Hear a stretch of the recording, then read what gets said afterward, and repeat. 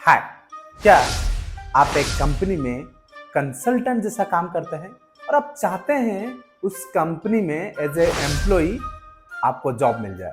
क्या यह हो सकता है? जी हाँ, यह हो सकता है, लेकिन ये सारे क्राइटेरिया उसमें होनी चाहिए। पीएफ एक्ट के हिसाब से ये फर्क नहीं पड़ता है आप कॉन्ट्रैक्टर में हैं या कंसल्टेंट हैं या ट्रेनी हैं या अप्रेंटिस है।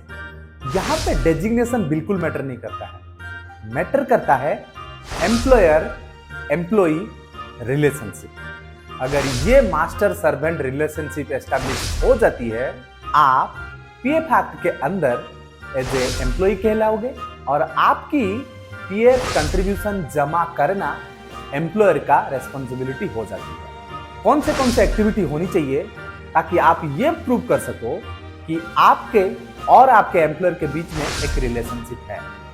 पहला, नेचर ऑफ वर्क। अगर आप एक कंसल्टेंट होके भी एक रेगुलर एम्प्लॉय जैसा काम कर रहे हो तो आपकी नेचर ऑफ वर्क कंपनी के ऑन रोल एम्प्लॉय के साथ समान है, तो आपका एम्प्लॉयर एम्प्लॉय रिलेशनशिप बन जाता है। दूसरा है फिक्स्ड मंथली फीस।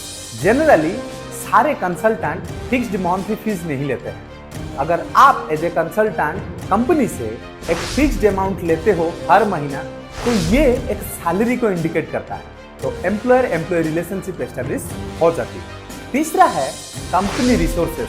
अगर आप एज ए कंसल्टेंट कंपनी के रिसोर्सेस आप यूटिलाइज कर रहे हो, मतलब कंपनी के फैक्ट्री प्रेमाइसेस के अंदर आप काम कर रहे हो, उसके गाड़ी में जा रहे हो, आ रहे हो, उसके दिए हुए लैपटॉप से काम कर रहे हो और वो सारा facility as a on roll employee को मिल रहा है, आपको भी मिल रहा है, तो आप कंपनी के रिसोर्सेस यूज कर रहे हो करके माना जाएगा और आप ये प्रूव कर सकते हो कि आप कंपनी के एम्प्लॉय हो सकते हो। नेक्स्ट है लीव एंड अटेंडेंस पॉलिसी। अगर आपकी कंसल्टेंट अमाउंट से अटेंडेंस कम हुआ है करके पैसा काटा जा रहा है, ये एक इंडिकेट करता है एम्प्लॉय एम्प्लॉय रिलेशनशिप को, तो आप आगे चल के कंपनी का एम्प्लॉय हो करके प्रूव कर सकते हैं। नेक्स्ट पॉइंट है वर्क एक्सक्लूसिवली।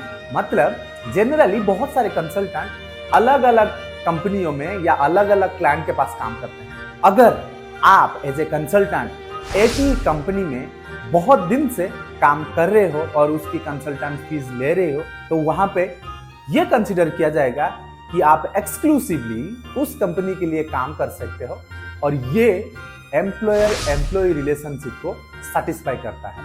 नेक्स्ट पॉइंट है कंपनी पॉलिसी। अगर ऑन रोल एम्प्लॉय के ऊपर जो कंपनी पॉलिसी एप्लीकेबल हो जाती है, अगर आपके ऊपर वो सारे पॉलिसी एप्लीकेबल हो रही है, कंपनी इंप्लीमेंट कर रहा है, तो ये माना जाएगा कि आप कंपनी पॉलिसी अबाइड कर रहे हो। दैट मीन्स आप कंपनी के एम्प्लॉय हो। तो मुझे लगता है आपको आपकी सवाल का जवाब आपको मिल गया होगा। थैंक यू, नमस्कार।